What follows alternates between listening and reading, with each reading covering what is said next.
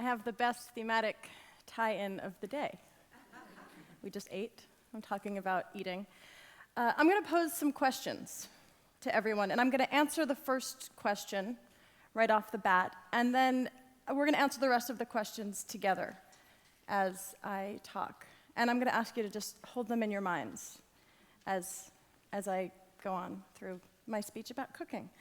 The first question is, who and what is a cook? This is the one I'm going to answer.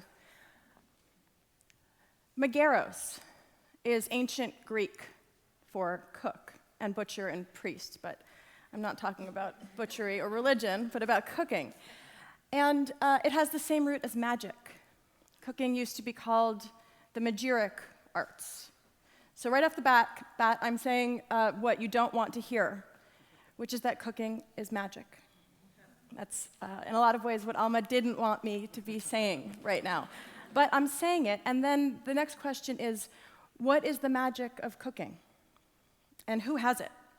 And what does it entail? So let's look at some examples. Is that it? Is she the magician? She has tricks. We know that, right? She can cook things in 30 minutes or less. She, I'm sure, can make a meal or several on $10 a day. And similar cooks, or magicians, have similar tricks. I read a cooking magazine recently that had tips for boil and toss pastas and last-minute omelets. But the thing about those tricks is I'm not sure that we need them. All pasta is boil and toss. Omelets. Well, all omelets are last-minute omelets. You can't really speed them up or slow them down. So, this is a kind of magic, but I'm not sure it's what the Greeks had in mind. Is he it? Is he a magician? We know he has dark magic, right? He has some sort of terrible Dark Lord sorcery. But underneath it is what I think we identify as a kind of magic. He makes unimaginably elaborate meals, ones you could never make at home. And other restaurant chefs with 3-star restaurants and 5-star restaurants have a similar kind of magic. Two of my favorite restaurant stories come from fancy restaurants in New York. And one is about a dish of duck that it takes 2 ducks to make. One duck is hung in the refrigerator for 10 days to tenderize its meat, and then its breasts are removed, and they're cooked and served to a diner. Also on that same plate are the legs from another duck, cooked separately. So everything that isn't the breast from the first duck is thrown out. I don't know what happens to the rest of the second duck, but what you get, your perfect duck plate, took 2 ducks. I'm not sure if that's magic. It's definitely sleight of hand. There is some deception. Another thing that we always see in restaurants is geometrically perfect vegetables, right?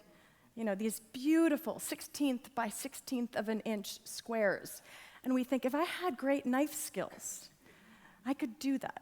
Well, I've been in those kitchens, and I know a lot of people who have, and you would not believe how much of that vegetable has been thrown away.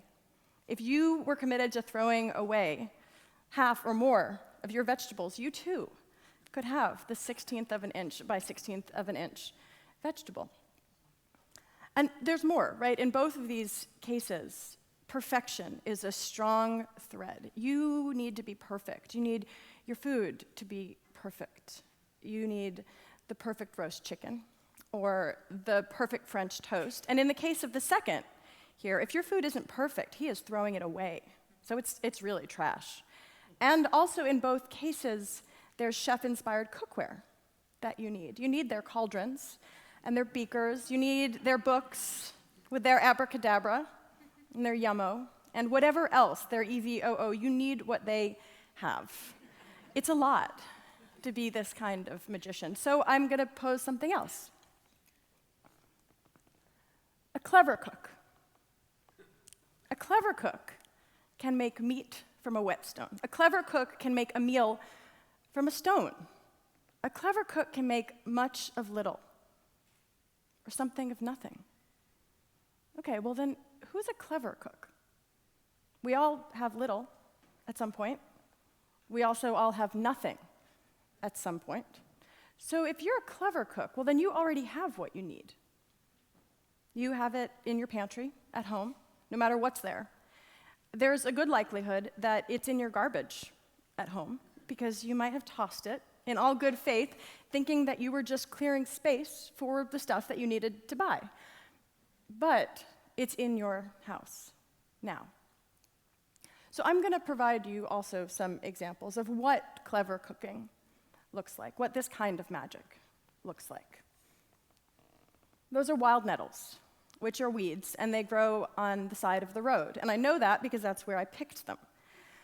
And I artfully arranged them there next to the other weeds that I put on that stump because I knew that they were edible weeds, and I did it just before sautéing them with garlic and olive oil, which took far less than 30 minutes, just like any sautéing of any green with garlic and olive oil does, and that's no trick.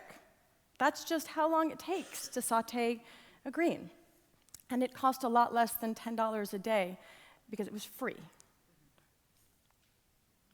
That is it's not as lovely a picture as it was a meal, but it's of stale bread. And stale bread is something we're forever getting rid of. We try to stop bread from staling, and we toss it once it has staled. But we need stale bread if we're going to make a meal of the broth we made from the bones of the duck that Gordon Ramsay and other of his ilk would have thrown away. And you don't need the duck, right? You could make it from your chicken bones, or your lamb bones, or your fish bones. And it's only really substantial enough to turn into a meal if you put a big crouton of stale bread in it. I think I also put an egg on that, and eggs you all have already, and it does make this meal of garbage more delicious. Beans. If there is any real sorcery to the clever cook's kitchen, it must be in a pot of beans, from which you absolutely always, no matter what you do, get at least 2 meals, because there's the broth from the bean cooking pot and the beans themselves. The broth, in turn, becomes one soup, then another, and then you have yet another meal. Then there is this, and this is probably the only sort of woo-woo, new agey magic image that I have. And I can't tell if you can tell what it is. I know that it's a crust of bread. And it is the crust of bread at the end of one of my meals. And the magic of this crust of bread is what it really is that we think of if we sort of close our eyes and think of magic. And it's looking at things differently, right? For magic to exist, we have to believe in it. It's a kind of faith. It's a different set of lenses with which to view the world. So this could look like the very end of a meal. This could look like what you toss.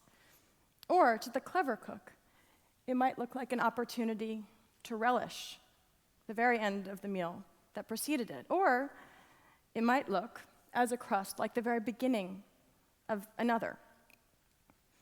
So my answer to the question of what is the magic of cooking and who is a cook is that if cooking is making much of little, and cooking is making something of nothing, then all of us are the magicians, because we all have these magic materials around us already. So I propose that as we think about this thing, this magical belief, this magical technique, this magical practice that as far back as the ancient Greeks has been thought of as magic, we think of needing nothing other than what we have, and we become not Rachel Ray or Gordon Ramsay or professionals, but just clever cooks. So go be a clever cook.